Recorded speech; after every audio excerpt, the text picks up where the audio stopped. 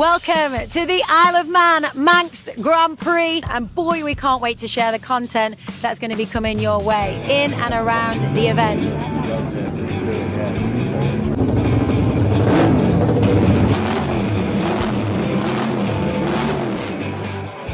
Two wheels and a three. Thank you. Thank you.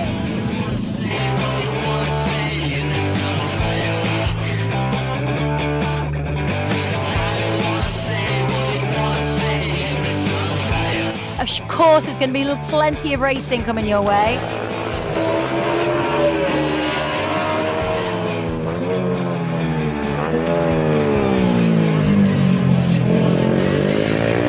But we're going to cover as much as the people in and around that racing.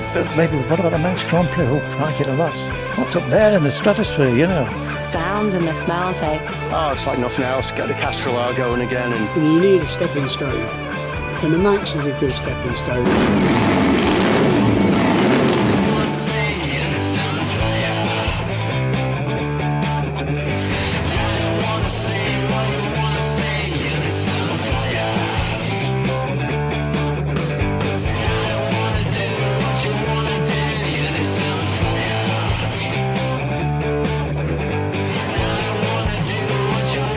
Laps. They've got legends flying over from all over the place that were made at this great event. And of course, we've got entertainment.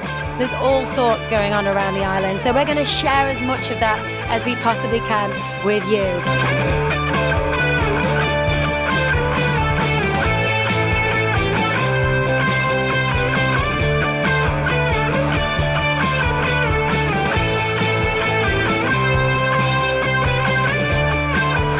Fantastic to be back here, and obviously got the opportunity to ride the Ashport Racing RT45, which is a proper iconic machine.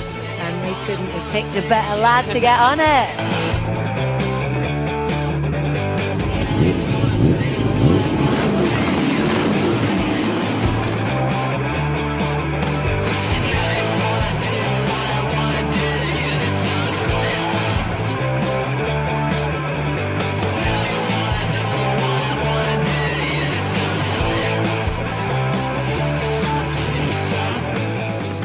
Two-wheeling classics, relive the passion. Welcome, finally, it's race day here at the Manx Grand Prix 2024.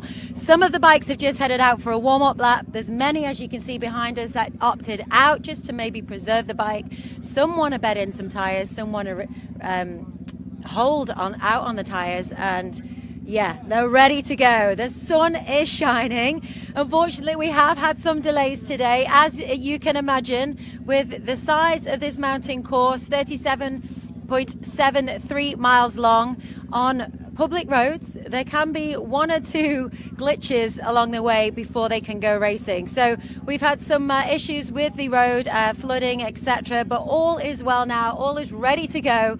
And we are more than ready to go. And we're very excited to have you join us along for the ride. So behind us, as you can see, gently, they're getting ready. They're going to be, as soon as they come in from the warm-up lap, they'll be opening up the pits for the guys heading out in the first race. So today's schedule now, there has been changes.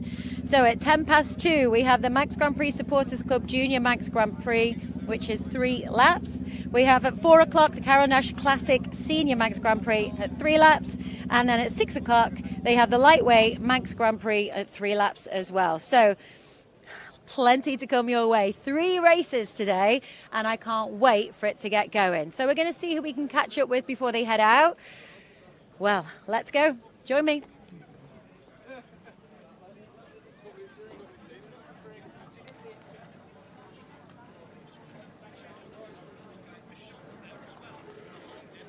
Simon, you have a quick chat? Yeah.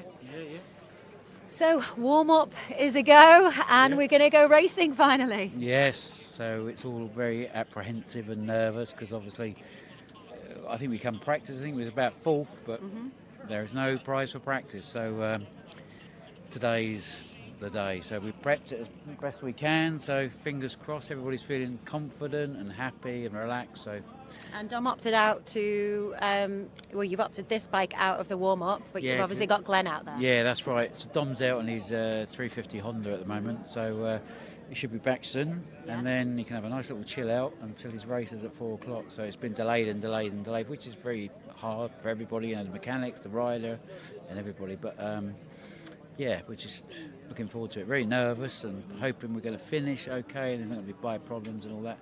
And hopefully it's going to rain, but it doesn't look like it is. It's beautiful sunshine at the moment, so I might have to get the t-shirt on in a minute. But yeah, things are looking good. So well, fingers crossed. All the best, and thanks for chatting to us. We'll speak to you after the race. Thank you. Thanks.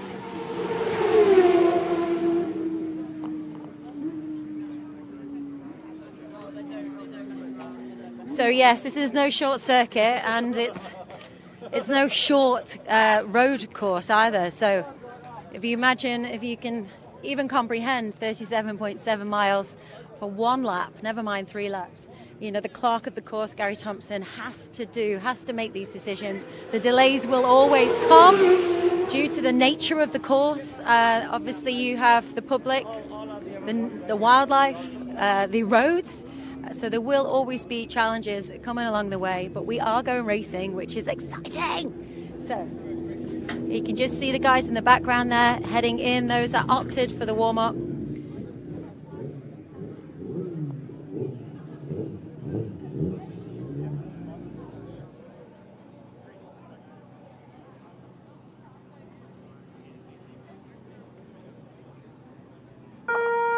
Attention pilot. Teams can now go into pit lane to commence their pit lane preparation. Control out.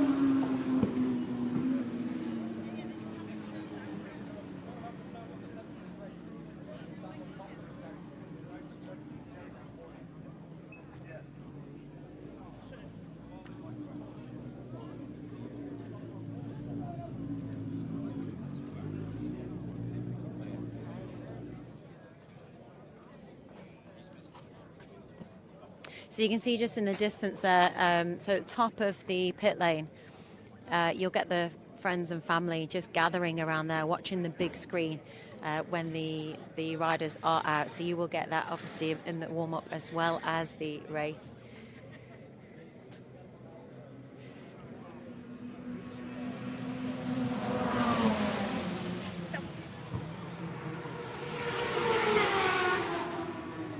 Aaron, fancy a little chat? if you Put you on the spot. If you have nothing else better to do, not a problem.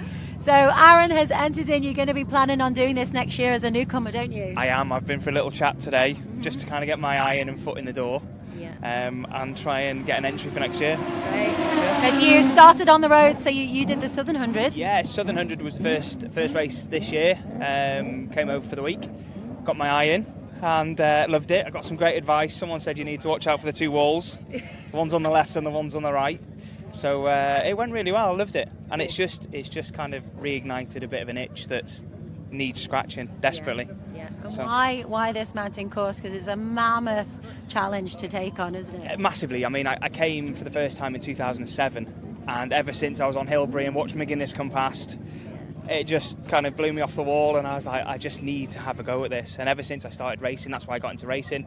And then it's just progressed and progressed and progressed. So I've kind of worked my way up to this minute, and to put an entry in is like a lifelong dream. And it's just kind of, if you're into climbing, you know, your Ben Nevis is the actual ultimate goal. For racing, I don't think anything matches this one. I love that. I love how you described that. I completely get it. What does the family think though? Obviously they worry. I've got 2 kids. One's a grown-up one, who's 19 this year, but she understands the bits and pieces. And I heard James Hillier do an interview once, and he said that he'd rather his kids grow up seeing their dad go and get their goal than kind of shy away from stuff. But the little one, 7-year-old Mia, she every weekend or a race trip is a holiday for her. So yeah, it's good. So you're Manx Grand Prix and then potentially TT? I wouldn't have thought so. I think Manx Grand Prix is where I kind of want my bread and butter to be, and I want to enjoy this event. TT for me, if I was 10 years younger or 15 years younger and was actually quick on a bike, yeah, it might be an option, but Manx Grand Prix is where it's at for me. The atmosphere is amazing, it's quiet, it's just relaxed, and that's how I think racing should be, so that's the plan. Great, well listen, all the best of that. We look forward to chatting to you this time next year. Thank you very If you much. just join us and doing a 2-wheeling. Thanks, Aaron. No worries, cheers.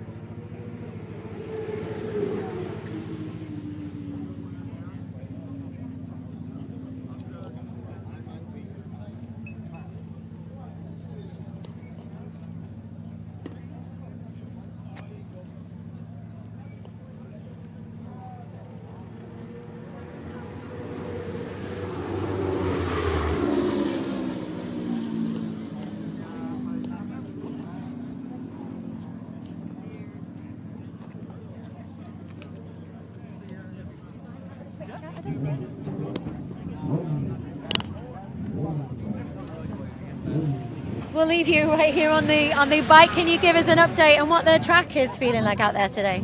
Track's pretty good. The ice is about the same as this week, but it's actually a bit better in places. There's a lot less dump patches. I haven't seen anything in Union Mills, so I was looking for it.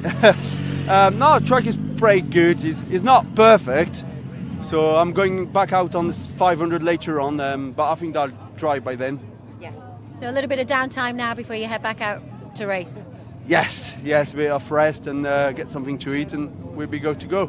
Good. Well, listen, all the best, and thanks for speaking to us. Take care. You. Thank you.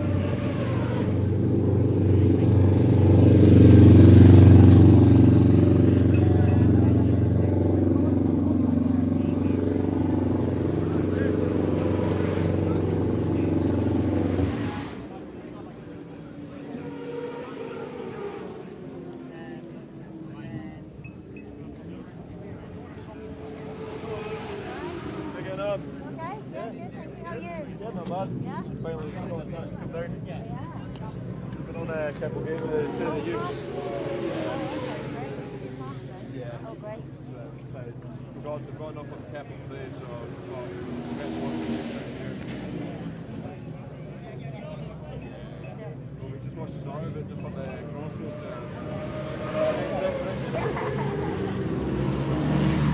Have a good one anyway. See you later. A quick chat. Would you mind? I'll just grab my cameraman. Thank you. Attention pilot, that's the second race signal for the start of the Junior Manx Grand Prix Supporters Club race, due to start at 14:10. Control out.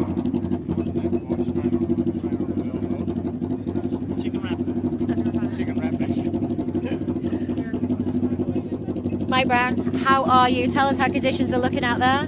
Conditions are good, yeah. A few little damp patches, but we're used to it from all week, so it's fine. Good. Good. And you feeling good heading in? Finally, we're going racing? Finally got a lap in on the 250. I was waiting for all week. We didn't get a lap in, so finally got a lap in and settled now and ready for the rest. Good. And feeling confident? You know, last year, what an amazing year it was. It was pretty special to see how well you did last year, so the hopes are definitely high and you're feeling comfortable, so confident as well. Not so. I'm comfortable, not so sure I'm confident, but we have a few changes to make to the bike, and it's hit or miss them when you get going, isn't it? So I don't know, we'll try everything we can anyway. Great. Well, all the best, mate. Thanks so much. Mike Brown, cool, calm and collected.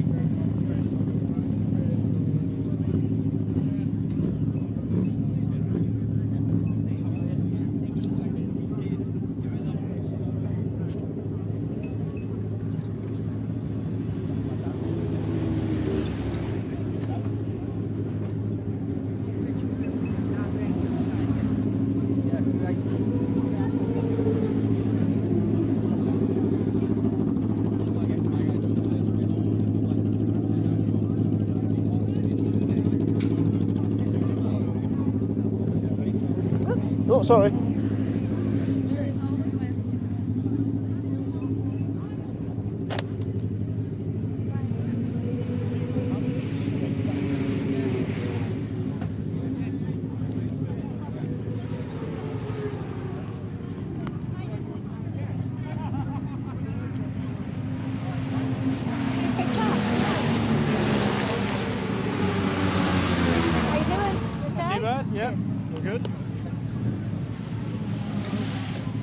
Chris Moffat, how the devil are we? Not too bad, yeah, the sun's out, so where I'd rather be. And how did that warm-up feel?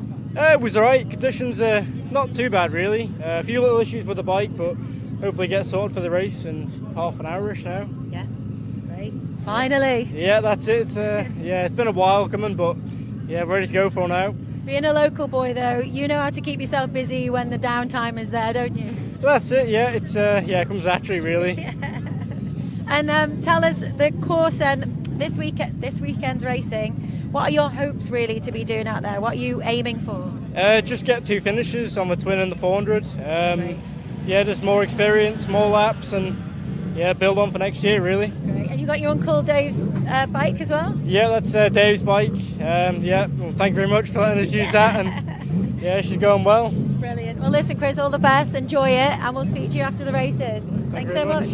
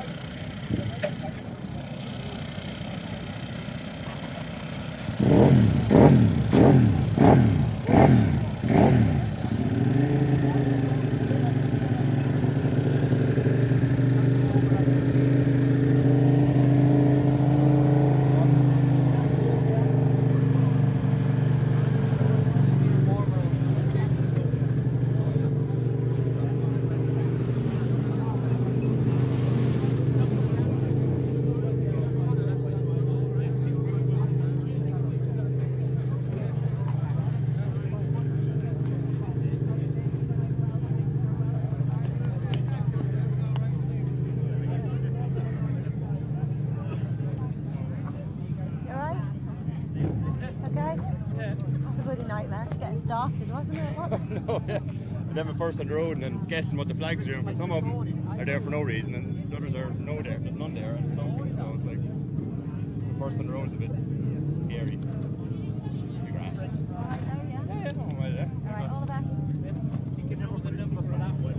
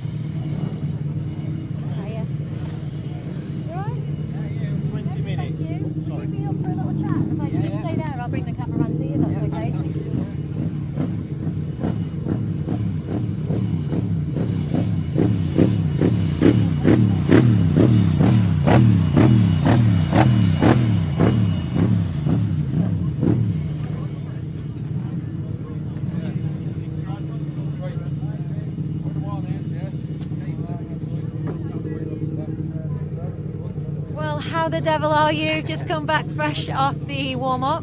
Yeah, enjoyed it, to be fair. It's just nice to get out and do a lap, you know, just been on the back foot all week. Everybody has, so I enjoy riding my 600. I feel like I can just enjoy the circuit a bit more, so I don't know what speed I did then. It was nothing groundbreaking, but I enjoyed riding it. It's nice to get a look at the circuit, and hopefully we'll get this little twin to the end in 3 laps' time. That's the plan, but there's always a plan in there.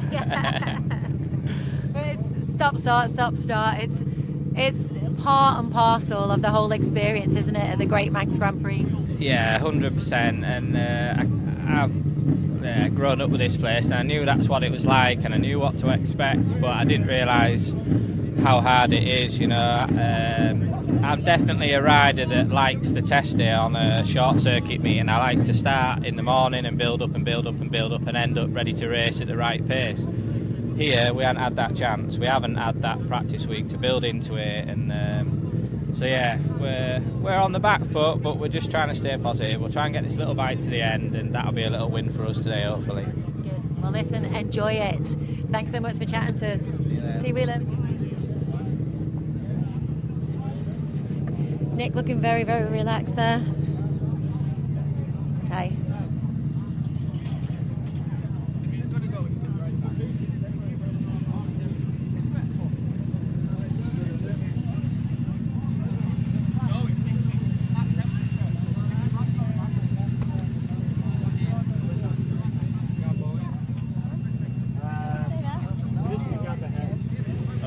Shoes.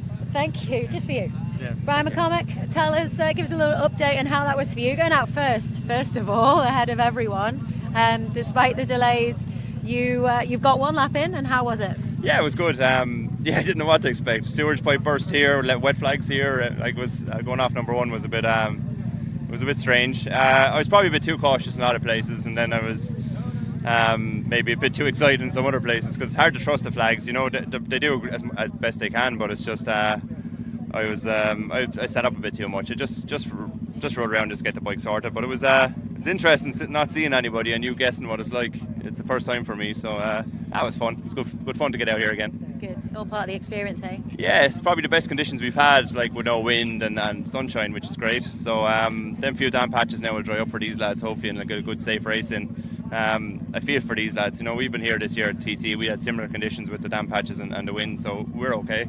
It's just I feel for these lads. They've got no time. You know, Owen Ashaku riding for me on the Triumph as well, and he's out in his first race now, so you can see the nerves and the tension around. But yeah, I enjoyed my lap. Pity we didn't get 2 in. I haven't got a flying lap in yet, so proper one in yet. So we'll see how it goes on Monday now. Is Owen here? We'll have to pull him in. Owen.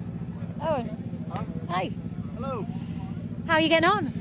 Yeah, good. That was probably the nicest conditions we've had around all week, really. Which I suppose isn't saying much, but yeah, no, we're getting there. Like, it's good. Track is grippier than it probably looks, and in some spots, and then just hold back in a few other spots. But yeah, it's good, enjoyable. So Brian's just been sharing some knowledge there. Was it track knowledge? Was it what was the chat? If only I could have put the microphone underneath you. Where we're going to eat later. Yeah. Where's got the best grub? Yeah, well, like the thing is, anything that Brian doesn't know around here probably doesn't need to be known. In fairness, like he's just a wealth of knowledge around here. So I think he is. I think he's great. But no, it's good. You know, anything I can bounce off him is, you know, it's good to have that. You know, because I come here very much on my own most of the time. So to come here with someone as experienced as Brian is a step above everything else. Yeah. I feel old now. It's like old codger. Yeah, I suppose coming here since 2010 now, so I'm getting old. But yeah. Born then. Can you say his second name? Yeah. Come on. O'Shakran. O'Shakran? No. There's no N at the end. Okay. O'Shakru. It's been my life. Yeah, I know. So, what does it look like then, having someone like Brian? I know he's a wealth of knowledge, and it's important for you to have that, but to have him in your corner, backing you all the way and supporting you as much as he can. Yeah, well, like we only started really speaking to each other last Manx. I was having a pretty terrible week, to be honest, with loads of mechanical issues, and I was bouncing ideas off him, and we kind of kept in touch after that. And New Year's Day, actually, this year, I got a message from him saying, would you be interested in riding Triumph? So obviously I had to think about it for about half a second, and then that was it. Like, but yeah, no, it's unreal. Like, my ego, you know. I had to be reined in a bit. Love it. And Brian, it's important, isn't it, to be supporting the up-and-coming riders, and it's enjoyable as well, right? It's still racing through you in some way. Yeah, mostly it's enjoyable. Unfortunately, when you had a crash at the Northwest, and it's you get them feelings in your stomach, you don't like that, you know. And when I found out he was okay, then you just want to go and kick the head off him. But so unfortunately, when you missed out on the TT, we looked at this as an option to come back to the Manx and get some more miles in for maybe come back to TT next year, you know. So you can't do enough laps around here, so it's great. It's a different sensation. Yeah, you get nervous. When I saw red flags on last Sunday, you get that really nervous feeling then, because you're thinking about someone else, not just yourself, you know. So I can't be as selfish as usual. Just means he likes me. Oh, you guys. Yeah. Well, listen, all the best, all right? Enjoy finally getting out there to race, and we'll catch up with you after the racing, all right? Nice one, guys. T. Whelan.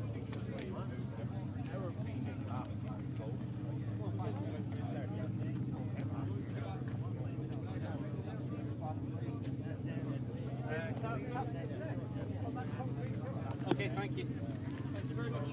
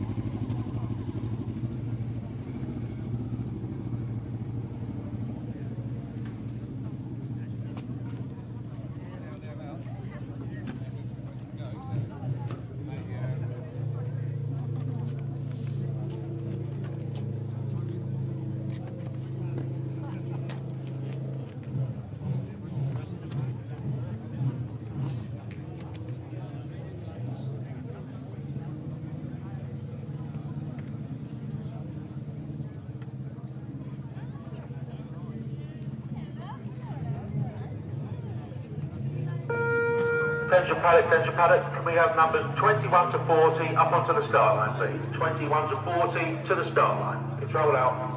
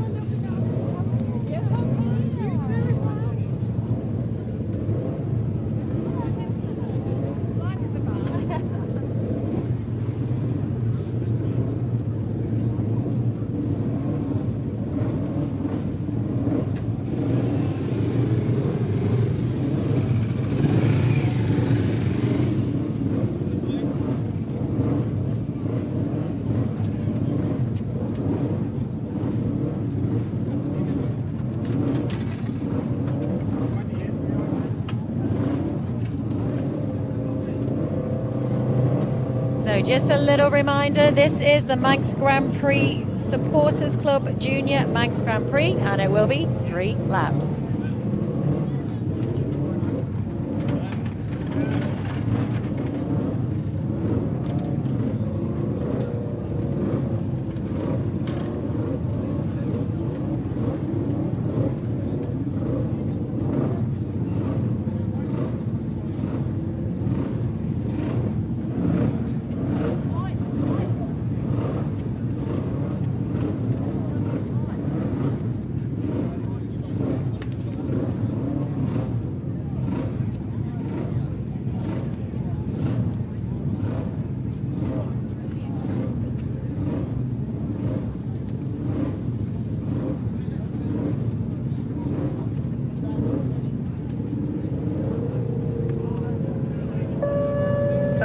attention paddock.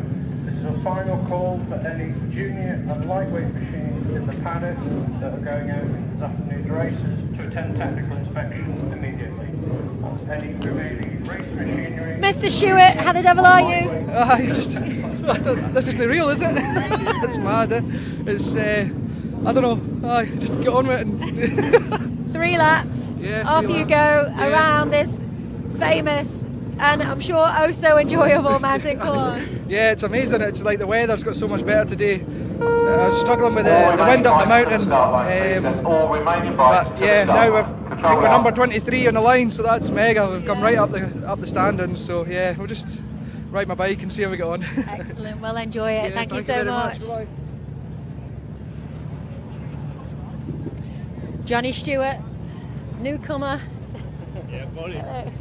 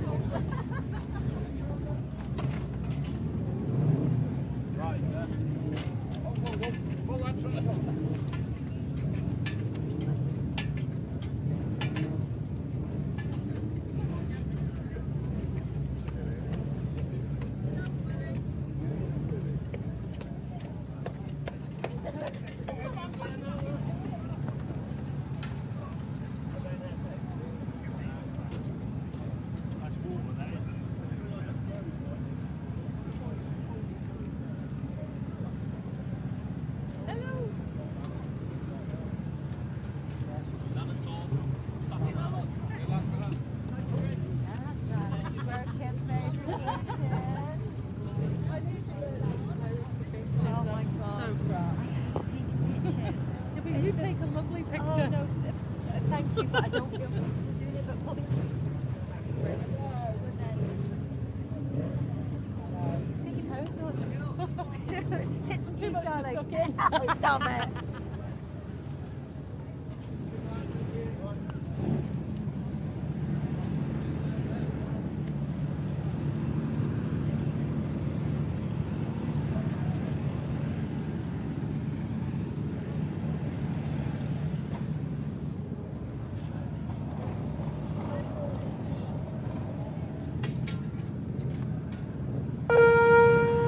Attention paddock, that's 5 minutes to the start of the race, 5 minutes to start the Manx Grand Prix Junior race.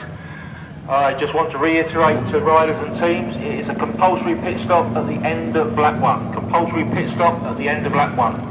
And just quickly following up that with a weather report, the latest conditions around the course, you will find rain flags at Bray, Glen Helen, Stella Maris to Ramsey Hairpin, Tower Bends and the exit of Keppel to Cates and the dip. Control out.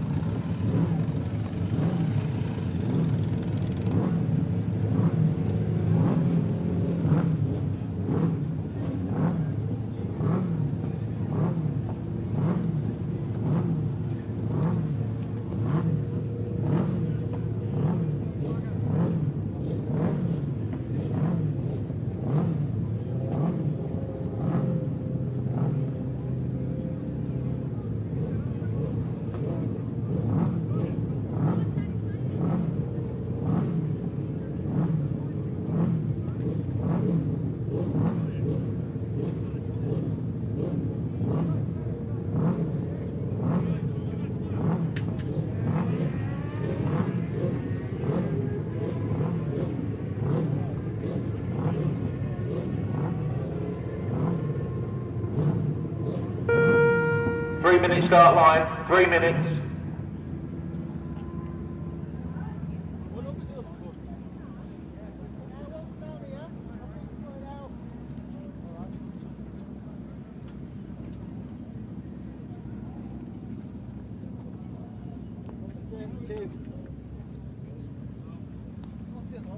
You tired?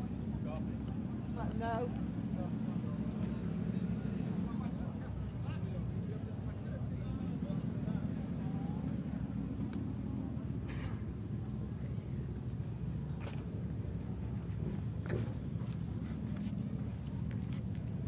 They made him hardwire the fucking tail light into the loop and it's drained the battery. The thing's fucking stone flat. Yeah, the dash was starting to come on as we were turning over, it was starting to generate, and it was starting to that's not work. Yeah, 2-minute start line, 2 minutes.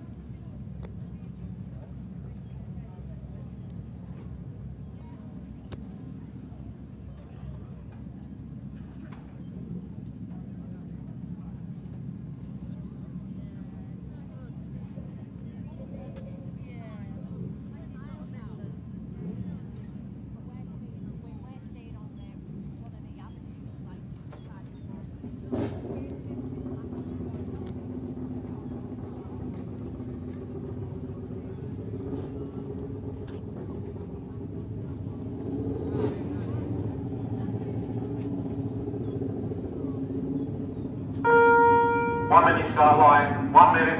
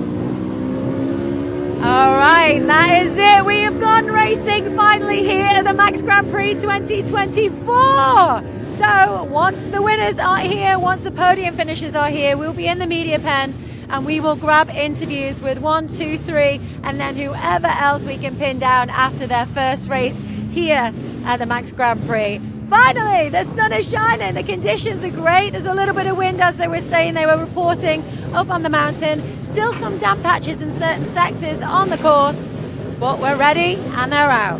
So we'll be back with you very, very soon. We got a little video to share with you, and then we'll be back again.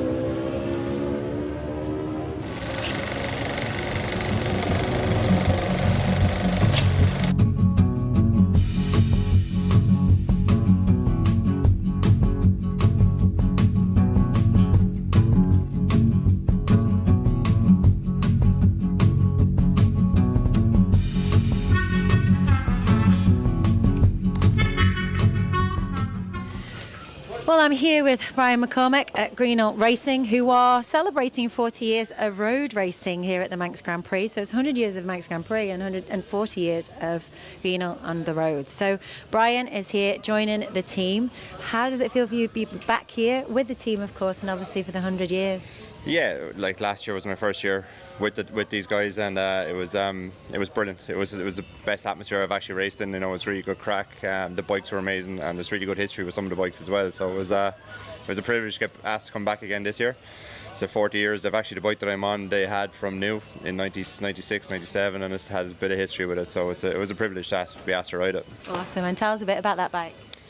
Yeah, it's a 1996 Kawasaki, but it was Simon Beck who rode it back in the day as well, and he won the Ulster Grand Prix on it, and I think he finished fourth here on it as well in the TT. So there's a lot. I'm afraid to bend it or break it or do anything to it. So yeah, no, it's a lot of history with that, and a lot of history with the team. They've been through a lot of seriously good riders over the years. So I said it's a privilege. It's a privilege for them to have you, obviously. I hope so. Of course. So you got a bit of experience around this mountain course as well, but you can never be grateful enough, can you, for the more laps that you can do around this course, not only for fun but also for knowledge. Yeah, definitely for both. Yeah, exactly. I learned something every time, even, and this is my 10th year coming to the TT, and I still learned a lot this year. And this year, going out on these bikes as well, it's different, so you get to see different parts of the track. It's a little bit slower than what we're used to on the super bikes, so you're learning every time you go around here. And I say the likes of John McGuinness and all the boys, they'll tell you the same thing. You know, you're still learning. So yeah, I'm really enjoying it. It's especially 100 years is really it's amazing. You know, as I look back at a bit of the history and how it started and stuff. So it's impressive, and it's hopefully we'll get to do it for many more years. And one of the biggest challenges on this beautiful rock is the weather, of course. So tonight, unfortunately, qualifying isn't happening. What do you do with that time? It's disappointing, obviously, but it's a great time for you to regroup, I guess, but it's frustrating. I don't know. I was going to ask you what to do. It's I'm fairly bored sitting in the van all day, and I can't really do much for these guys. They do everything, so I'm just sitting around watching, to be fair. So I'm just putting on weight, sitting, drinking tea and eating chocolate. But yeah, look, it's so much to do around here anyway. Get out my mountain bike and try and do a bit as well. But the weather isn't, the wind isn't really pleasant up there on a mountain bike and in the mountains. So just chilling out, enjoying it, enjoying a few days off work and see motorbikes and go around chatting to people that we don't see like only a couple of times a year. So it's that's about it, really. Great. And you've just been guiding me through this, so I just want to share it with you guys as well. So this is, of course, the celebration of 40 years of the team Ian on the roads. Tell us a bit about who we've got in here. There's a lot. I don't know many of these people. Like obviously, you know some of the people. Horse Tiger. There's Jim Hodgson actually is here. Who Rob is riding for him. He rode for him before as well. I'm here as well. I'm here. I'm trying to break the bike, but there's so many people on this. I don't know half of them to see it in pictures, but I know the names. You know, there's some. Of course. Yeah, you have Dean. You have Dino. Derek Shields. You know. We have Nathan Harrison, who finished second last year on the bike, and Rob won last year. So like it's for the history, and they're proving their point how good they are as well. So it's great to be riding for them. And having those kind of teammates and previous teammates, you tap into them for knowledge or encouragement in any way? Some of them are still very tight-lipped, and most of them are still racing, so they don't want to share their secrets. But I know we get on very well. Myself and Derek have been racing together for a long, long time, so maybe a little bit too long. And Rob as well. We've been around a long time, so there's little bits and pieces we learn off each other, but we all want to beat each other the same. So it's still very competitive. But yeah, it's good fun atmosphere. Mega. Well, listen, all the best. Have a great one. Here's for great weather tomorrow for the rest of the week. If you join us in doing a two-wheeling. Two-wheeling? Sorry. Yeah. Thank you.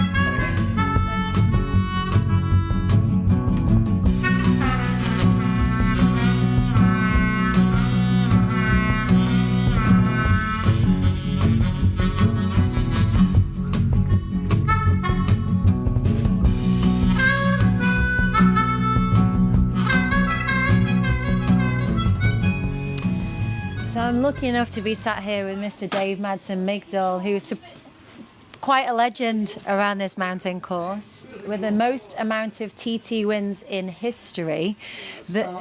Starts and finishes, thank you for correcting me. And rider liaison as well, and of course racing here at the Manx Grand Prix. So Dave, thanks for sitting with us. It's a pleasure to get some time with you, because I know you're extremely busy man. Really busy, really busy. So tell me, I'd like to touch on the rider liaison first of all, if you don't mind. So what a privilege, really, I suppose, but a huge taking, really, to take on and help these guys get ready for the Manx Grand Prix. Well, the thing is, we do the courses when the lads come over, the newcomers, and it's a bit of a recognition and all that. But I always have looked after the newcomers, a lot of the Irish lads when they come over, and it's part of it. You just enjoy it anyway. So you enjoy helping people, and if they do well, it's even better. Yeah, and keeping them safe by offering your knowledge. Well, that's the main idea of the job, just to steady them up and just to make it easier for them. Because when I started, there was nothing like that. You just had to learn it by yourself. But now with our health and safety in it, but it's a lot better by doing that way. So it's well worth the effort. Great. And tell me, over the years that you've raced here, so coming from a classics perspective for our channel, all the different bikes that you've been lucky enough to ride, is there any particular one that stands out that you've really, really enjoyed taking around this mountain course? Well, we're just working on now. We've got the RC 3750. I've had that since '90, and I've had some good rides in a senior TT on that, top 12. In the 400 we've had top 4th, 5ths, and then one year we were leading the race, and I was 6 seconds in front and the engine blew up. The mechanic in the pit stop, he should have put oil in, but he didn't think he had time, so he didn't put the oil in and it starved itself and it did it again. So that was a disappointing thing. Then the next time we were out on the 400 and we were hoping to do well, it wouldn't start on the start line. And Martin Finnegan's bike wouldn't start either, so we both never started the race that year. So I've never really got, and then they stopped the 400s and the 250s at the TT, so it never really got used. It got used down to the southern and the northwest. Won the northwest one year, come second to John McGuinness the following year. But since then it's been in the garage for the last 13 years. So, no, the last 10 years it's been in the garage, it hasn't been used. So we decided this time, instead of running a 250, we'd run the 400 again. So we're just finishing that, and that's what the pitch, they were just doing the decals on the side just to make it look clean and tidy. Yeah. So that's been rebuilt, and hopefully, I'd like to think I'd go as quick as I did when I rode it back then. But we shall have to wait and see. It's just been a lot of work. Everything's gone against us. We had one engine turn up, and it was supposed to be good to go. We went to Castle Combe 2 weeks ago, and that blew up. Then we've come back again, another engine turned up, supposed to have been brand new, all rebuilt, and I stripped it just to make sure because it had been stood, and it wasn't as good as what I was told it was. So now we've got this one, so we're going up to Derby tomorrow, and hopefully it'll be good. If not, it'll be back to the drawing board again. But that's the one I'm looking forward to riding most. Okay. Because there's a lot of 400s out there, other lads riding the 400s as well. Yeah. 500 Twin, the Honda, the classic. It's good to get into the top 7, and it's reliable and it should finish. So if there's a top boy start breaking down, we go up the lead, up to the leading board. So that should be a good bike as well. And the RC I've had that now 23 years, no 33 years. And wow. That knows its own way around here. Yeah. But, hopefully we just enjoy it. I guess from a reliability perspective, that's one of the biggest challenges you're coming up against. It must be so joyous to jump on, finally have the bike ready, get on that mountain course, and then just hope and pray that everything lasts for you and support you all the way around to finish. Well, that's a lot of it. I think I enjoy prepping the bikes anyway. Mm-hmm. We don't work on a big budget. We do all the work ourselves and all the engines and all that. So it is quite satisfying to actually finish. So I'm not, as long as I'm happy with my speeds and I'm not getting any slower, I'm happy with what I do. But it's age does sort of like come up to it as well. You get a little bit more sensible. So, no, we'll just see. And Manx Grand Prix, then, it's crazy that we're here at 100 years, isn't it? And really phenomenal and special to be part of it. How important is it for the riders to be a part of a Manx Grand Prix if they want to progress on the roads? I think it is unique anyway. It's not every time. A short circuit is a short circuit. You need a large budget and everything else like that, especially if you want to do BSB. Same if you want to come to TT, your budget is that much bigger. Yeah. And you need a stepping stone. And the Manx is a good stepping stone. The other lads have done the roads, or most of them have done roads, so they've got the experience and everything. And they've usually done some couple of Irish meetings, and they've just got the taste for it. So it's a stepping stone to go to the Manx, from the Manx first, then to the TT. And they realise if they're fairly good, they'll enjoy it. If they've got the budget, it's worth going on to the TT if you're up to that standard. But you need to find that budget to actually get up. There is a big difference. It's okay being a club rider, but to go national level, then if you want to go for national meetings, you want to go to BSB, you got to be really good, and the budget to go with it. And over the years that you've been here and you've raced here and all of your achievements, is there anything in particular that stands out? Any particular race or finish? We've had a couple. I won on that 400. I was leading and went out on the last lap. That was disappointing, but I don't know if somebody just phones that. But that was disappointing. But we did have a funny story about the Manx. We used to race.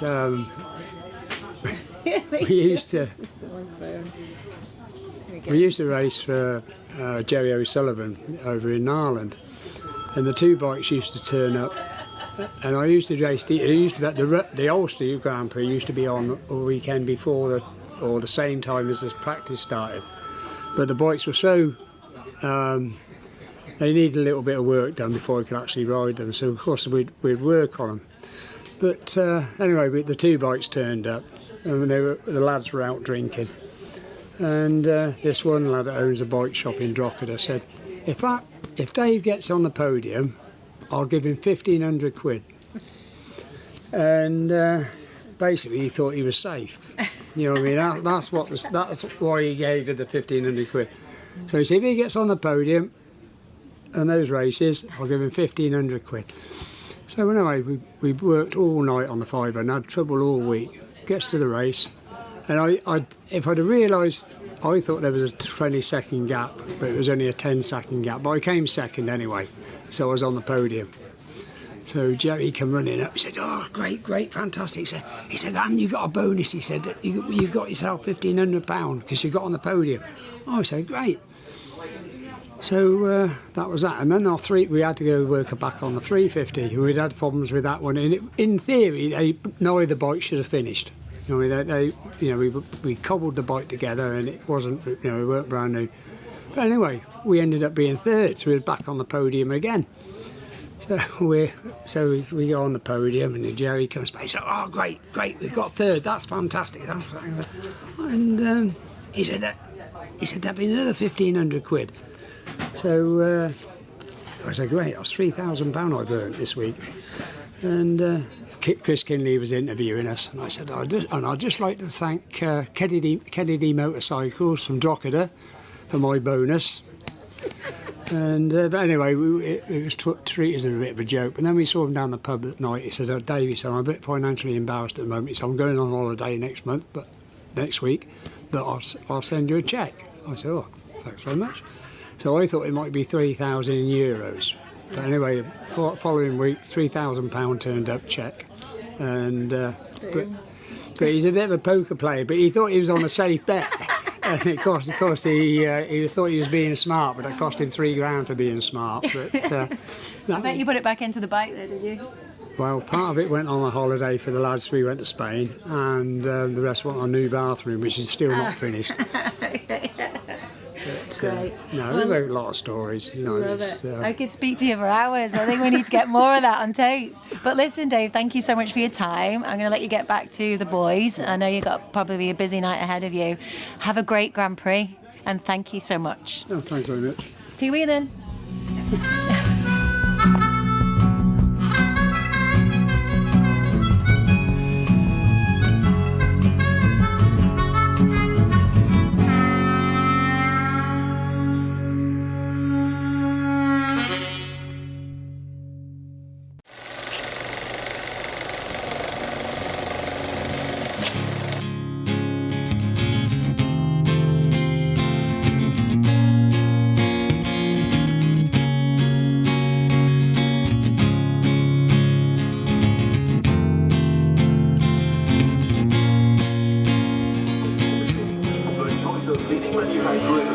Woohoo! So, tonight's location, we are here at the Victory Cafe up on the Snowfell Mountain on the Isle of Man mountain course. So here as you just walk in the entrance, you see the walls of fame around me. There's quite an amazing collection here, and it's a pretty spectacular location to watch the racing from. And to be quite honest, to get stuck here for the day is pretty phenomenal. They've got great pies, great cider and everything else, as well as all the classic bits and bobs that we're going to show you now that's on display. But all on the walls here, you've got different years actually. They're trying to fit everybody's signature on, but you can come in here and you can sign the walls. So you've got anyone from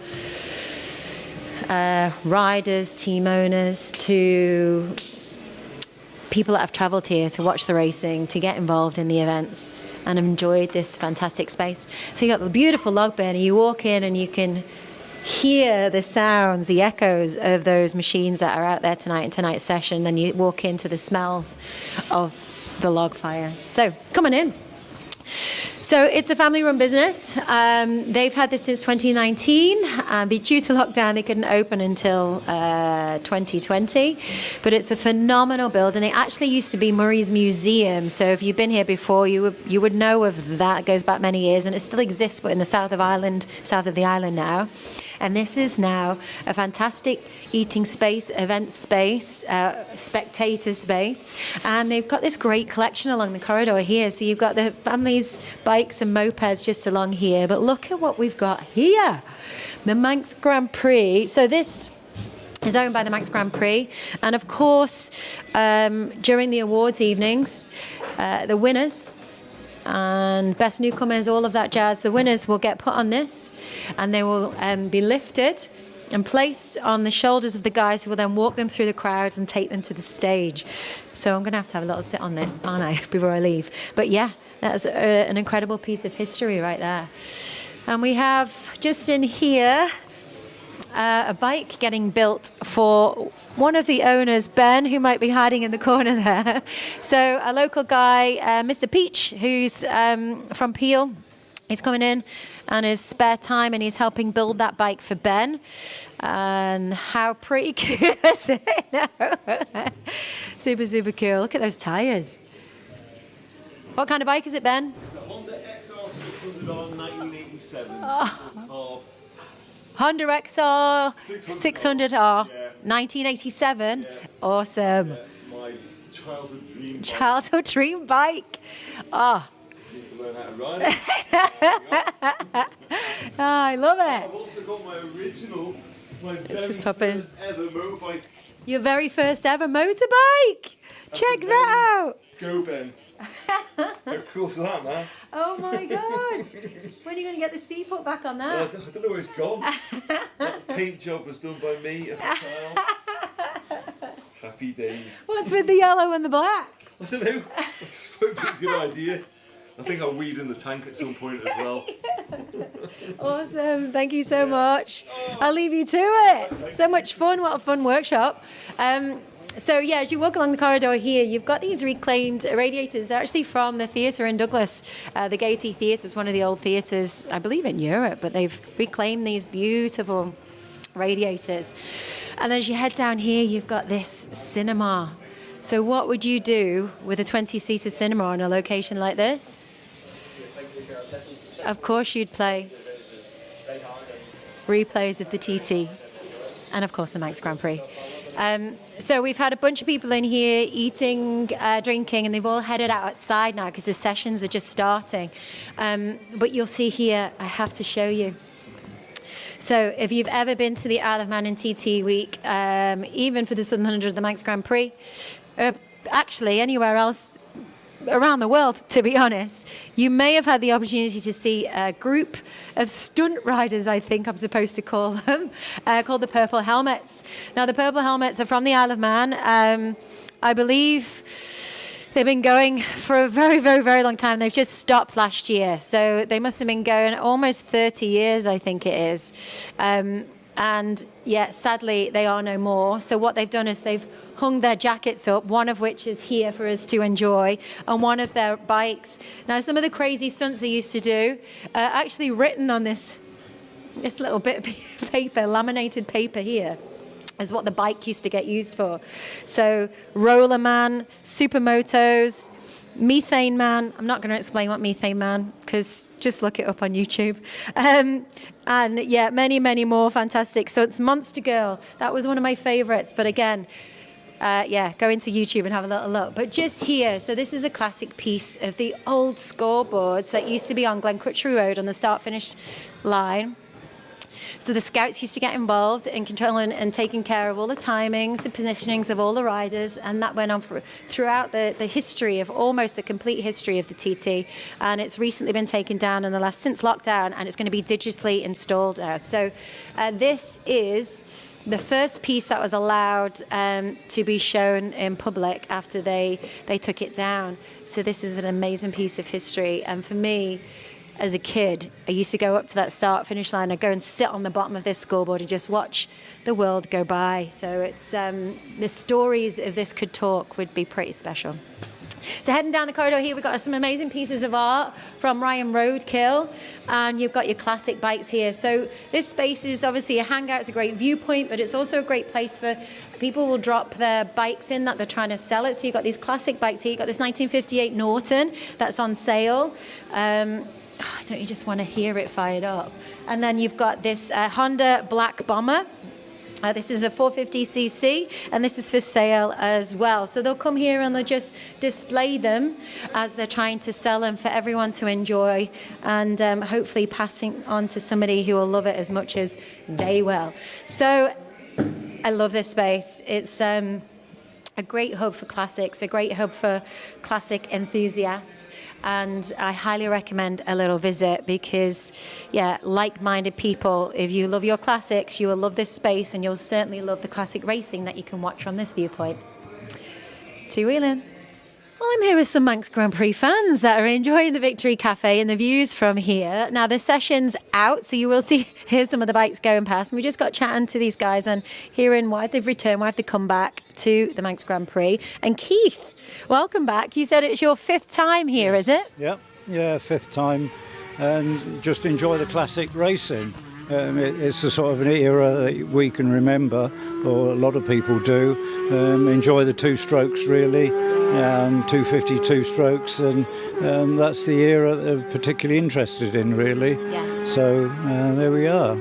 And who in particular, is a particular bike or a rider that you're here to really sample the delights of? No, not really, just all of them. They're just amazing, I think. And to keep bikes going the age that some of them are is truly remarkable. And the speeds that they do. And you said you hadn't been back for a little while, but this year it was a must that you had to get back here. Yeah, well, this year, it's such a big occasion, you've got to do it, really. Yeah. Yeah. Yep. And what are you riding yourself, Keith? YDS5 Yamaha and R1Z. Wonderful. Great. And have you raced any classics yourself? Have you raced at all? No, I've done hill climbing, but okay. Yeah. Amazing. And how long are you guys here for? Here for, well, it was 8 days. Yeah. Wonderful. Well, I like your Manx scarf. I like the 3 legs. Love it. Listen, I'm going to let you get back to interrupting the session for you. Thank you for speaking to us, and enjoy your trip. Thanks so much. About the Manx Grand Prix, the people that it draws in. And for me, growing up on this island, I fell in love with the people before I did the bikes. And here I am with a couple of amazing characters, I would say. Danny and Sean. Danny from Cumbria and Sean from Utah, USA. Just been sharing some stories that I had to try and capture on camera. And maybe we'll get a few more out of you. I don't know. First of all, Danny, I just want to ask you, why are you wearing your wife's pants? Because I've got no balls. It was a bet. Honest, it was a bet. Yeah. Somebody missed my. I never packed them. Honest. Well, you got to have a laugh, haven't you? Yeah. No, they look great. They look great. I had to. He was pulling himself on the pants, so I had to comment on the trousers. So listen, guys. First of all, Sean, you got a speeding ticket on his slowest bike that Danny has. Yeah, and the slowest bike I've ridden, and I don't remember when. So yeah, it's a great bike. Don't get me wrong, but it's geared down. It's just a little 250, and you know, it was my bad. I had no idea what the speed limit was, and I really didn't know how fast I was going. So, but they told me, and he wasn't cutting me an ounce of slack. So yeah, 46 and a 30.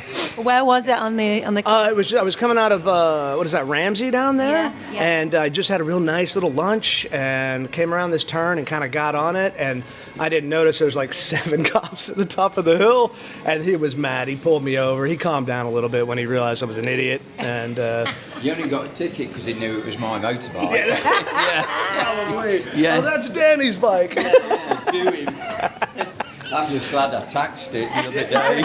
Yeah, 2 weeks on an untaxed bike. But yeah, we're all legal. Yeah. Well, tell me, gents, why the Manx Grand Prix? Why did you decide to come to this event? Never done it before. Done the TT, and some friends were coming and bringing Matt here and that. So yeah, just come to have a good time and to chill out and look silly. Matt, who's hiding behind me and staying out of the conversation. Hello, Matt. Yeah. So, Sean, you were just telling me about a mega trip that you've just done. You've been, how many weeks have you been away or on the road? I think this is my 6th week. I started in India. I flew into India on July 11th. We rented bikes just north of Delhi and rode. We did a couple thousand miles in the Himalayas. And what bikes were you on? We got some Himalayan 400s, the little Royal Enfields, which were perfect for there. Awesome. We did the world's highest pass, and we did about 14 passes, but the highest one we did was 19,000 feet, and then a couple 18s and 17s and on down. So we did through 3 of the countries up there, and then flew into Dubai, and then came and saw Danny, borrowed his bikes, and then rode up through northern England and Scotland, and then now here we are here. So. And why the Manx Grand Prix? Because I've always wanted to come. The Manx was just kind of worked in conjunction with the India trip and everything. Yeah. And we thought, well, that's a good way to end this. And my other buddy who I met, he's been on the road since April. And so we met in India, and he's marshalling right now at another turn. So anyway, that's why we ended up coming here, which is great. So. And what have you thought of it so far? It's awesome. I mean, the whole experience so far has been really, really good. Been a really good time. I expect it to be an amazing week. Yeah. So. Shouldn't you be marshalling? Yeah, I'm supposed to be, but I'm here with you guys. You're supposed to be marshalling. I'll be marshalling tomorrow. Yeah. Me too. Where are you tomorrow? I don't know. I should know. They sent me the thing. Like 11, I think, is where I'm just in between. Tomorrow night. Oh, really? Are you? Yeah, so I might see you there. We'll see you tomorrow. Yeah. So have you raced, or have you just enjoyed riding? Never officially raced. I just get tickets. No, I do a lot of stuff at the Bonneville, the salt flat racing back home. We have a team that we sponsor from Russia, and unfortunately, because of the current situation, they haven't been the last couple of years. But just that sort of stuff. And I do just a lot of riding, dirt biking, and street stuff. I do a lot of traveling.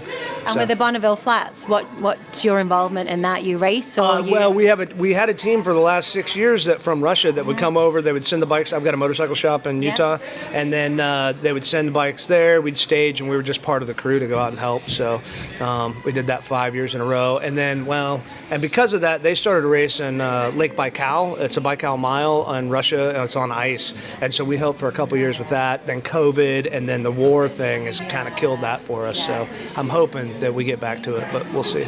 And where's the most place that's taken your breath away or really blown you away when you've been out riding? So you've been on some adventures there. Is there any particular one that really stands out? I mean, the Himalayas in India were pretty damn impressive. Yeah, they really, really were. And then, this place is a pretty awesome place to ride.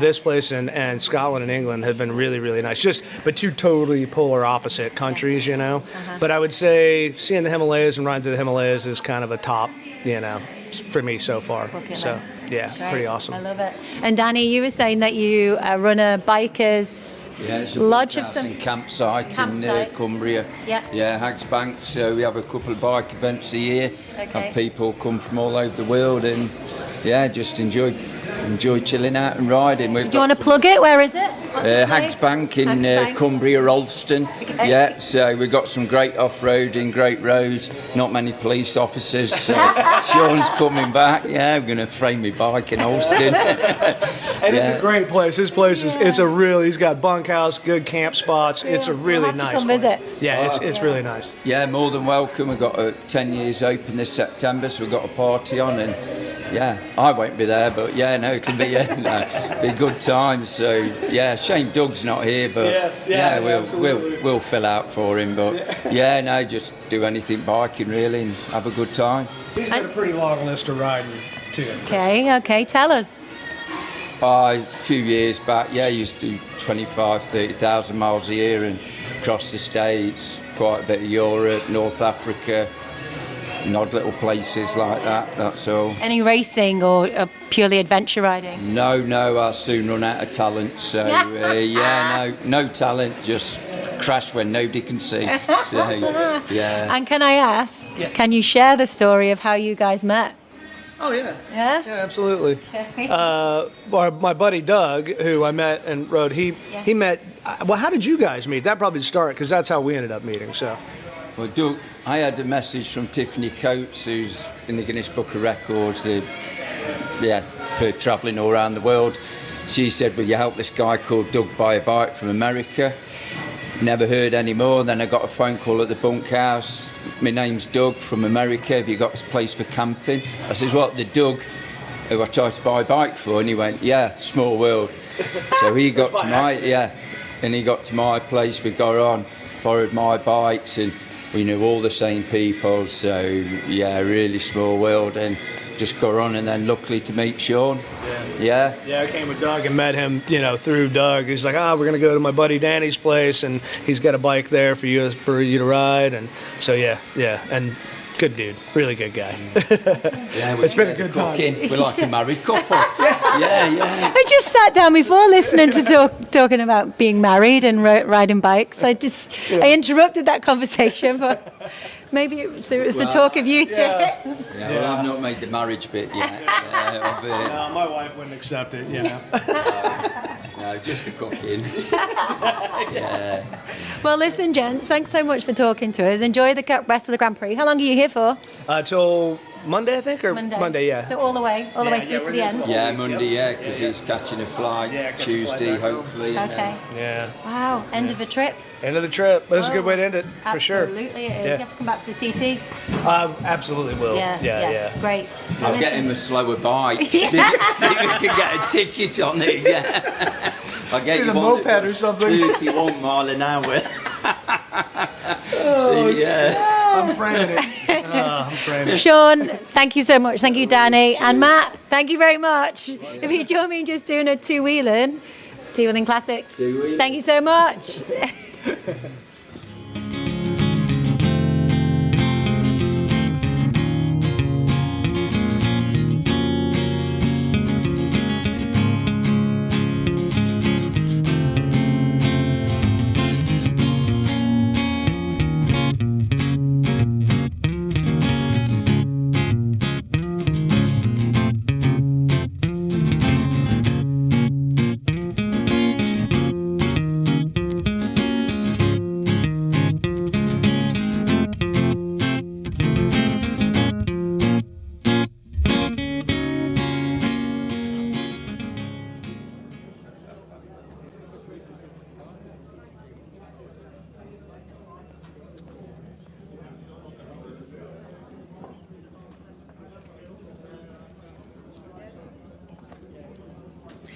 Welcome back. So they have just been in for the pit stop, their mandatory pit stop after lap 1. So they've still got 2 more laps to go.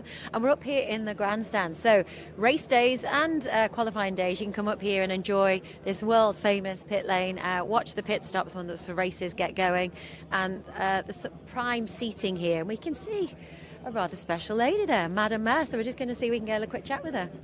Madam Mayor, how are you doing? Good, thank you. Great. And finally we've gone racing. Finally, thank goodness the sun's come out and we're racing, so yeah. And you've got a prime spot here, of course. Best seats in the house. I think we've been really lucky, haven't we? Yeah, the sun's not quite shining here, but I'm glad it's on the track, and I'm really glad that the races have got out. For the competitors and the organisers, you know, it must be such a stress, the week we've had. So Gary Thompson's, you know, who would want his job, and it's one hell of a role. yeah, definitely not me right now. But I think he's done amazing. You know, credit where credit's due. You know, we've got to stay safe for these competitors, and you know, hopefully now with one under our belt after this race, we can crack on and get the rest of the schedule done. And I'd love to know your passion for motorbikes, where it came from. Well, I grew up, I was an 80s child, and back in the 80s, and some of the older viewers may remember that Parc Fermé was actually in a garage, Maurice's garage, down on Westmoreland Road, and we didn't have the whole pits here that we have now, and I lived literally across the road.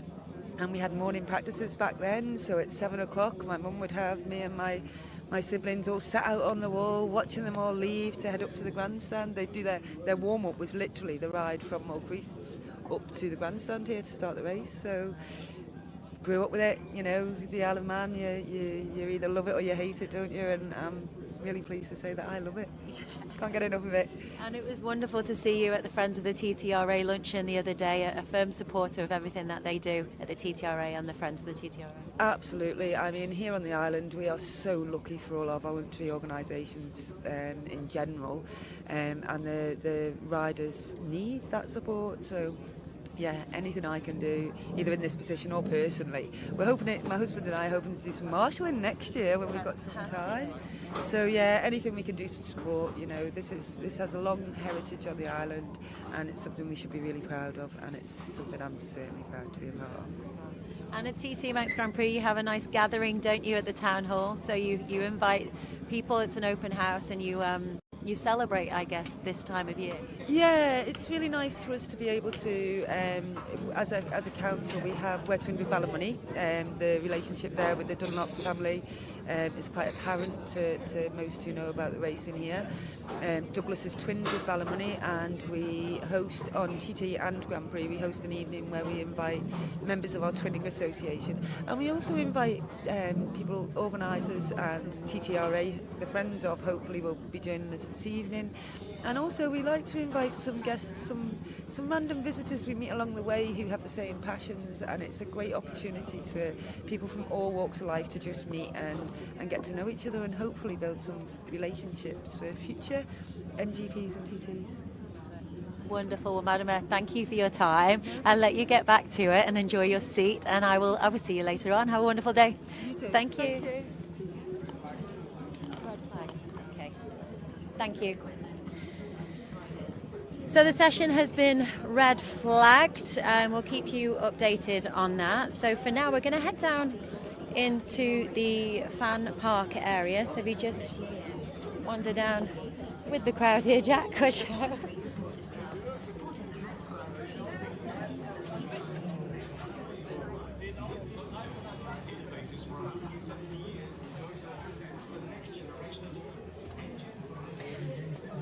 So it was wonderful to catch Madam Mayor there. As she said, she is a fan of the event, and of course a firm supporter of the Manx Grand Prix and the TT. So you'll often see her if you ever come up to the grandstand, and you can pop into the TT Riders Association, which is the 38th mile, that hut just in the corner over there. She'll be sat there. I had a little cup of coffee with her in there this morning.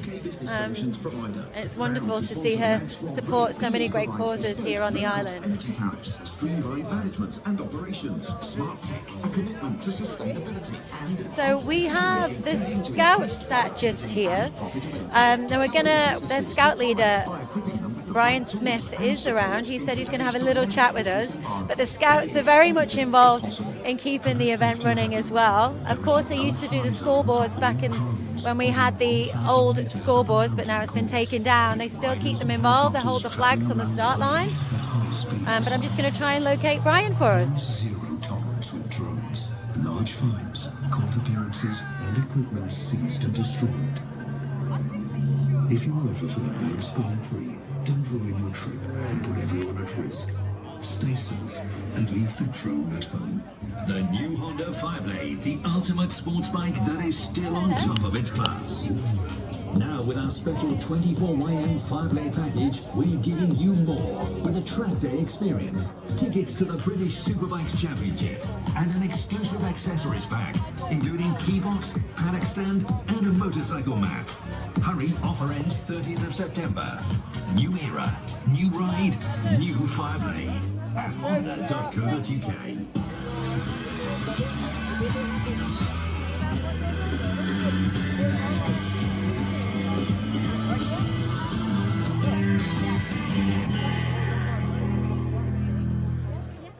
Welcome back to the TT Grandstand. We were 37 minutes into the Manx Grand Prix Supporters Club Junior Manx Grand Prix with Andrea Miola leading Mauricio Botanico by 27.4 seconds and Dan Ingham in third at 22 seconds, back 140.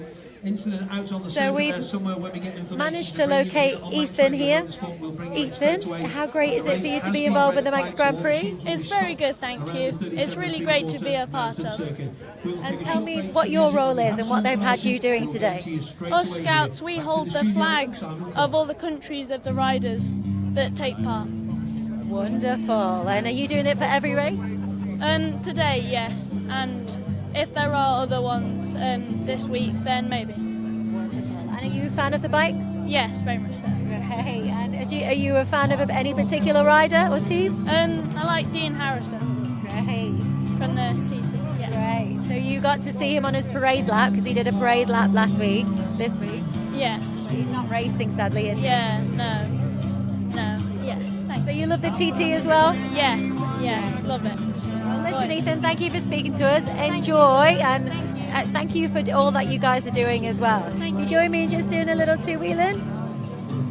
Thank you so much, Ethan.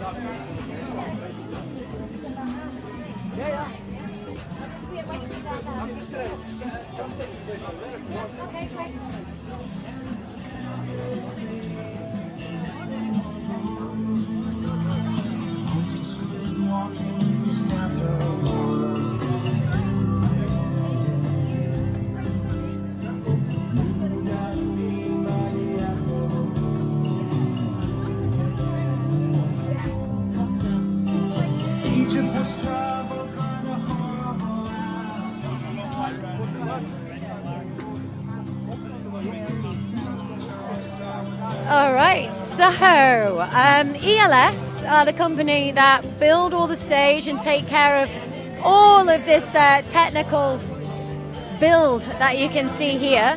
And the great Mr. Justin McMullen is in his control booth and he's agreed to have a little chat with me. Justin, how are you? Very well, thank you. How are you? Yeah, great, thank you. How's the Manx Grand Prix going for you so far? Been good, actually. Been good. I mean, obviously, weather, it's not been the best, has it? Let's face it. But no, everything else has been fantastic. Yeah, really good. Good. And how about this setup? So it's nice to see you in the paddock. It's very intimate, isn't it? We like intimate. We do intimate. Yeah, this is much better. Obviously, I mean, it's a big site, isn't it? So you get 500 people spread out over a site. It doesn't look as busy, whereas 500 people all in one area, it looks fantastic. And it was, I think, definitely a massive improvement this year, yeah. So everybody seems happy. The sun's out. Everyone's smiling. Well, most of them are smiling. Food's flowing. Drinks flowing. It's good. Yeah. How's your Grand Prix been? Wonderful, thank you. Lovely, thank you. It's nice to see the sunshine. It's nice to see everyone going now finally as well. Yeah, 100%. Yeah, I mean, the fact we haven't had much racing and, well, obviously with the delays essentially qualifying, it's been, I know it's been a bit sort of depressing for the teams. We had a few of the lads in this morning talking to people we know, and everybody's just like aching to get out there, aren't they, and do what they do. And so, no, they're on the track, which is good. I know we've got a red flag. I've just heard that in the background. So fingers crossed everyone's okay. But we're finally getting some action out on the course. So that's good, yeah. good for everybody. So from the TT is crazy busy, jam-packed for you, isn't it? This a bit more laid back for you? I'm on my own. Look, everyone's abandoned me. Where's my team? Normally like 10 of us. Yeah, this is a lot more low-key. It's nice. Don't get me wrong, we've still got plenty going on, you know, looking after we have live acts on the stages, you know, throughout the day, content, live timing. So yeah, there's plenty going on. And it's great. I love the Grand Prix. Always have since I was a little fella. You know, it's for me. The Grand Prix has got that thing about it, hasn't it? It's like, you know, the old school, the old bikes, the smells. Yeah, I love it.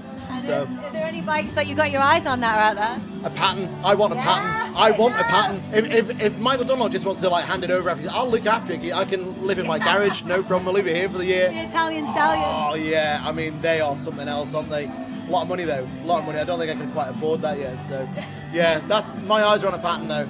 Yeah. What about you? Pattern, absolutely. Like, feast me ears on that. It's just gorgeous. But don't get me wrong, the Valicette. Oh yeah. That's a lovely bit of see. machinery. Yeah. Yeah. Funny enough, again, Chris, who's a friend of mine from the UK, they're over, and we were talking about that this morning about the engineering and how nice it looks. Yeah. Some amazing machines on the grid. In fairness. But yeah, pattern's one for me, I think. Yeah. Yeah. So what's the rest of the day for you guys? What are you up to? We're going to cover as much live as possible. So we're here with Hayley Cox and everyone. Hayley, how's your Grand Prix been? Oh, it's great. Thank you, Justin. I get to see people like you and check back in with you. It is wonderful. Thanks. And nice to see all the riders and the families and familiar faces here. Yeah, absolutely. Now, talking about famous people, we got Keith Moore here with us. So Keith, I'll just bring him in. Here we go. Let's take over. Keith Moore, famous ex-TT rider, now superstar sort of host of the hospitality tent and other things. How's it been for you this year? If we get a little bit more racing, it'll be really good. But unfortunately, it's not playing ball at the minute. But you never know. Fingers crossed. You never know. Absolutely, fingers crossed. Hayley's handed this over to me now, so she's probably wanting this back. They're going to do like a 2-minute piece, and so. How long was your racing career, Keith? Tell us a little bit about that. 2007 was the first year I came here, centenary year. I raced 7, 8, 9, 10, 11, didn't race 12, didn't race 13, raced 14, crashed in 15, and that was it. Podiums? I had 5 podiums, I had 19 finishes, 11 top 5s, 10 top 4s, and that's about it. Most memorable sort of moment on the course? I mean, you're going to have plenty of them, but is there one that stands out for you? Like anyone sort of a race, a challenge, you know, maybe up against McAllen and, you know, Dyson with somebody really big? I think the best race I was involved in was a Supersport race in, it was either 2008 or 2009. I think it was myself, Bruce Anstey, Cam Donald, and somebody else, and it was like a short circuit race. They were just passing each other, and it was... Yeah, and proper knee down stuff, yeah. Oh, yeah. Yeah. Oh, it was... Yeah, scraping the pegs. Might as well have been a journey. I mean, it was... Yeah, I actually tried to go up the inside of Bruce, and he didn't know I was there, and he nearly put me in the pavement. So I was like, no. But thankfully, I got past them all, but as per usual, I woke up too late. Had a bit of a moment in Union Mills a few years back? I've had a few moments, but I've had a crash there. That's... What year was that? 2010. 10 or 11, yeah, 10. So, and if you remember rightly, back to the crash, I think I'm right in thinking that McGuinness was in front of you. So John you were doing quite well at the time. You were like right on his tail, weren't you? You were catching him up. I'd actually been leading the race. Yeah. And, when I came across the where to get to the bungalow, and I got a bit of a tank slapper on, and I hit the kill switch by accident because I was first on the road. I'd caught John and passed him, so I was leading on the road, but it was wet and patchy. So I didn't realise, being a rocket scientist that I am, that I'd switched the bike off. So Cameron passed me. Who else was there? Cameron. Guy Martin. And so anyway, they buggered off up the mountain, and then I realised that I'd switched it off, switched it back on again, but the red mist was down it. So I just set off like a scalded cat. And by the time I came into Union Mills, I realised I was catching John really, really quickly. But the first lap we went through there, it was dry. Yeah, been dry conditions, hadn't it? I think there'd been a shower in between, or something. Yeah, well, the trouble was there was a lack of adhesion flag out of every single market. Marshal post around the circuit, so I thought it was dry. I come barreling in there and I was like, why am I catching John so fast here? And then when you're heading towards the spa, yeah, for your shopping. Honestly, I just tucked the front, tucked the rear, and then I held onto the bike because I thought I'm going into the wall here, and it spun round at the middle of the road, and then I just let it go. But then I was watching my bike spinning towards John. Yeah, the back of John's bike. Oh yeah. My God! Yeah, I just remember thinking to myself, Neil Tuxworth's going to kill me. Like I've just wiped out the #1 rider here, but thankfully it missed him. But yeah, it was a moment. We can put it down for it as a moment. Keith Moore, you don't get any moments more like that with you. He's not now. Host of our VIP 10s and all sorts these days in TT. Exactly. I'm this side of the wall. Yeah. I'm not allowed that side. Well, there's a reason we don't let you out on the course, but there you go. Right, in any case, it's been live with Keith Moore and me. Back to Hayley. Thanks, Hayley. Justin McMullen, everyone, new co-presenter. Hello, I like it. Love it. Thank you so much, gents. Thank you. You too. Bye. 3 people were killed and at least 8 others injured at the event last night. So if you didn't hear that over the tannoy, there's an incident at Balacry, but Ryder is okay. So I'll keep you updated once the race gets going again.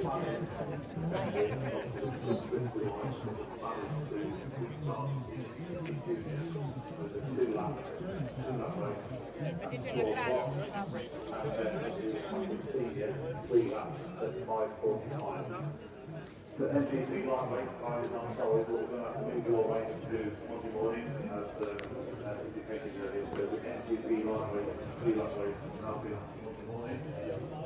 Obviously due to the time constraints. So the moment is a 4 o'clock start.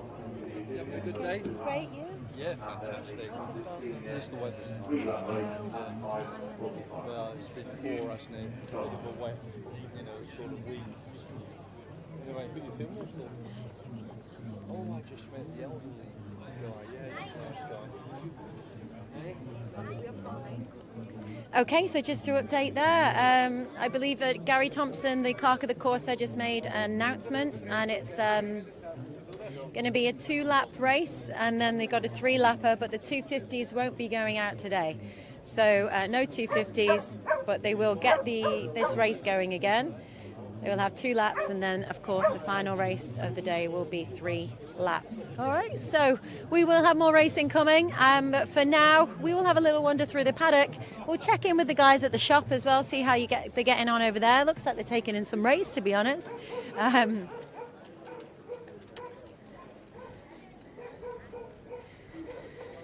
So you see the crowds are picking up now, bank holiday weekend. There was, some trouble for people getting over to the island due to weather.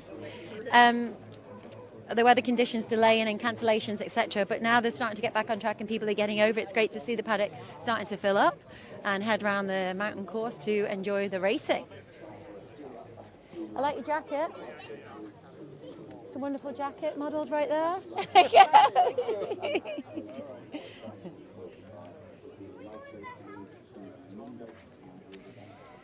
Spot 1 or 2 faces that we might know over here. Mr. Chris Bowman. How the devil are you, Joe? Hello. We okay? Yeah, doing all right. Had the sun's out, but I heard that there's a red flag. There is. Someone off at Balacry. He's shorter than me here. I just stand next to him. Yeah. So okay. So I just arrived and getting all the lowdown. The shop is doing really well. We keep racking it up here. And okay, now how's things with you now this morning? All right. Good, thank you. Really good. Yeah, we just had we had some great chats. We just spoke to Madam Mayor, and she shared her love for the motorbikes. Hello, Denise. So we were up there in the grandstand when the red flag happen, but we were chatting to Madam Mayor, and she's just such a lover of the bikes, lover of the Manx Grand Prix and the TT. So she's up there enjoying the view, watching the riders come in for the pit stop, the mandatory pit stop. And yeah, we've just been chatting to the scouts. We spoke to one of the scouts as well. He's just been up there with the flags on the start line. And then Justin McMullen just took over the microphone and we got interviewing Keith and Moore just by the stage. Hey, you come in the back here. David, stand come there on and in. Get in the photo. See, he can stand in the back. Yeah, he can. His tower's over us here. Modelling the gilet. Yeah, he's got the little. Yeah. So, David, we've got to mention the other T-shirt you've got on there. So, the Billy Redmayne Foundation. So that can go up to Ramsey tomorrow night. So they're doing a little thing. No, I'm hosting. You're hosting? Yeah. So we can everyone can get up there. They're doing something for the Memorial Fund. There'll be T-shirts available. Sue's book. I recommend everybody get Sue's book, A Life Well Lived.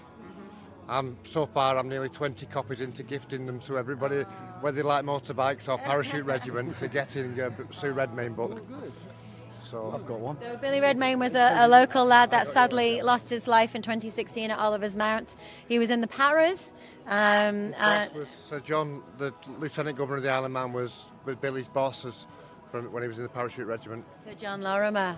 So he tends to pop his face in when we do the fundraiser on the Sunday night of Manx Grand Prix bank holiday weekend. The governor will pop in and just pay his respects and support the family. He always supports anything that they put on. And yeah, you can get this great branding. And also, we're interviewing all the riders, aren't we? The riders that these. Reese is going to try and get up as well because Reese was good friends with Billy, obviously. Reese Hardesty. Reese Hardesty, yes. So yeah, and the other 4 riders that they're supporting, they're going to be getting interviewed by myself. So it'll be a wonderful evening. It always is a great gathering. And what are you guys doing tomorrow night? You should come and join us. Yeah. Once we're done here, we could. Yeah, we could. Yeah, once we're done here, we'd love to. Yeah, we'd love to. Yeah, we can. Yeah, we might do. Is it the Mitre? Yes, we might. Is it the Mitre in Ramsey? The Mitre, that's right. Mitre in Ramsey. Yeah. I know that. Yeah. Great. Yep.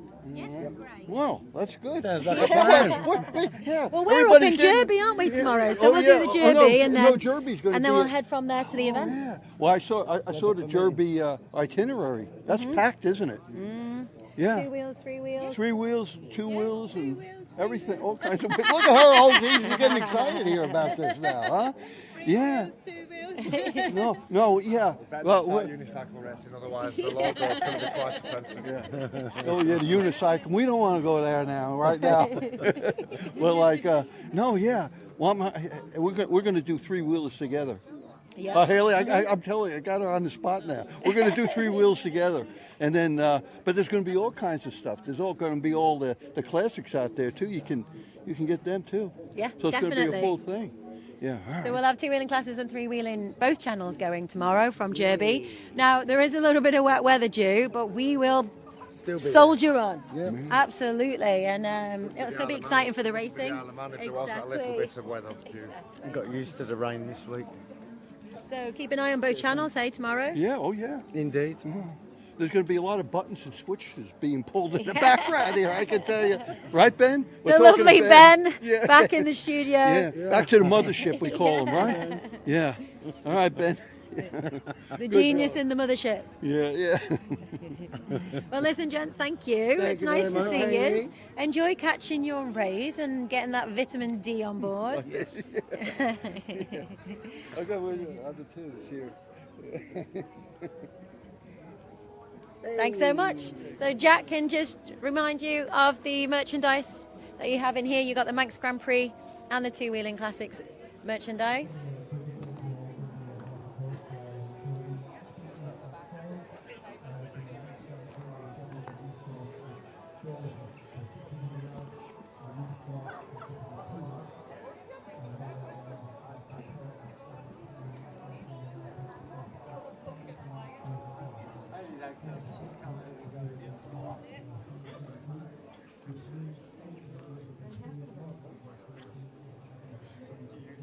You're not catching the eye when I pull that on.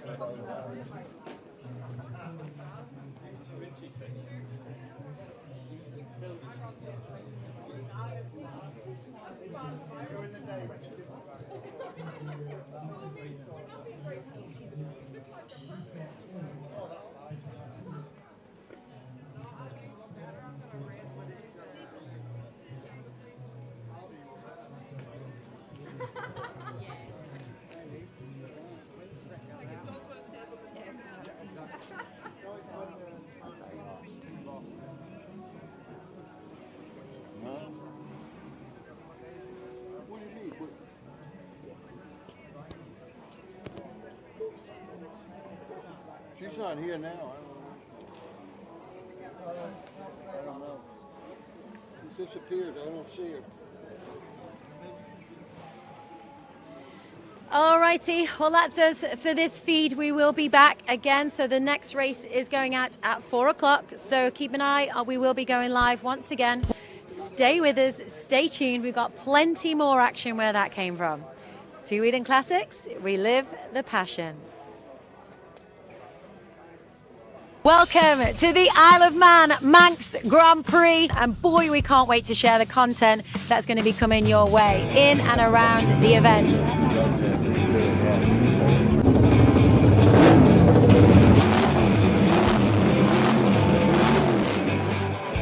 Two wheels and a 3. Thank you. Thank you.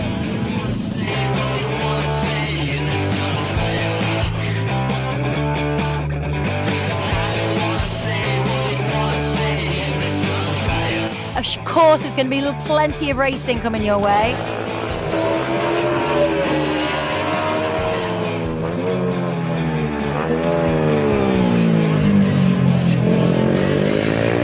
But we're going to cover as much as the people in and around that racing.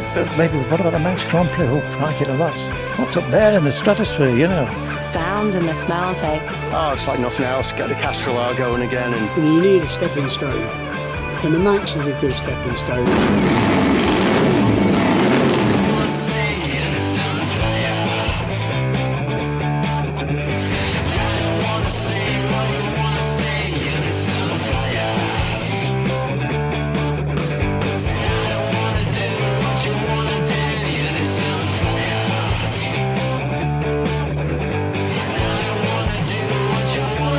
We've got legends flying over from all over the place that were made at this great event. And of course, we've got entertainment. There's all sorts going on around the island. So we're going to share as much of that as we possibly can with you.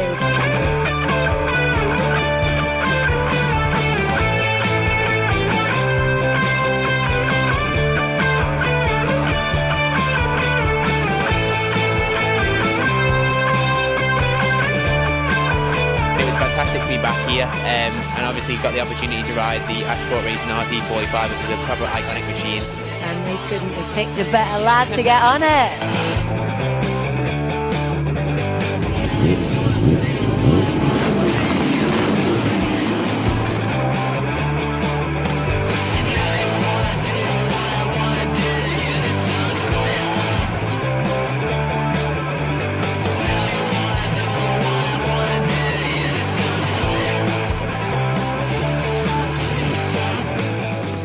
Two Wheeling Classics. Relive the passion.